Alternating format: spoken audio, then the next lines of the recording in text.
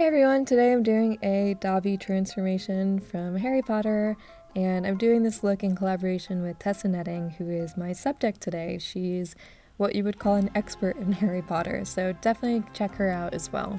She does a much better impression of Dobby, so I'm going to go ahead and spare you me trying to attempt to do a Dobby impression, because I'm heavily tempted to, but I know that I'm not gonna nail it, so I'm not gonna try it.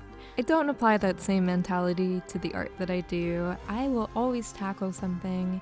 There's very few times since I've started doing content that I did a piece and didn't think it was good enough to post. So even if I have days where I definitely feel like I could have done a little bit better, I still share a lot of that work.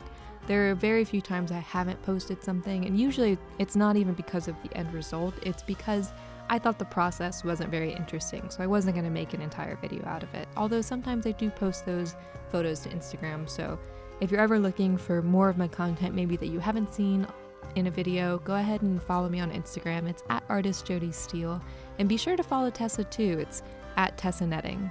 People think it's really complicated when I paint on myself, and that can be true for some reasons, especially if I'm incorporating things to do with the eyes, or if I have to wear contacts that limit my vision, or wear pieces that limit my vision. So in that way, totally it can be very difficult, but I actually find it harder to paint on other people, and I think the biggest reason for that is that I paint so much more on myself that I'm actually very used to the gestures and motions that I have to do to paint on myself, whereas if I'm holding the brush at another person, it's a different hand position and it's a different kind of coordination, so I'm actually more adjusted to painting on myself at this point. Tessa was super fun to work with. Everybody that I've worked with for the most part is really great at sitting for makeups. A lot of people, it's a lot longer and a lot more difficult to sit very still for that time period than I think people think it is, but most of the people that I have come in do so well sitting for the makeup.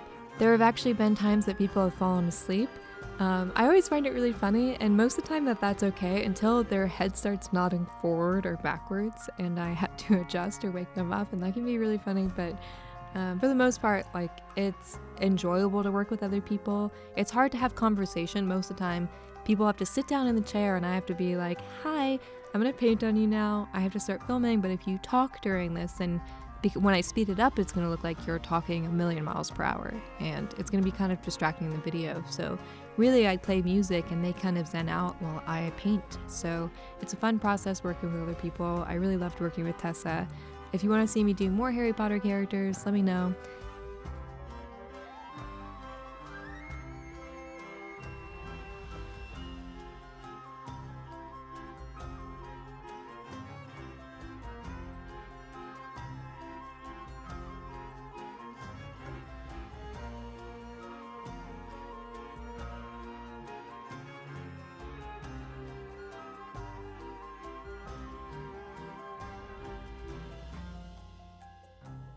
Thank you for watching, and I'll see you next time.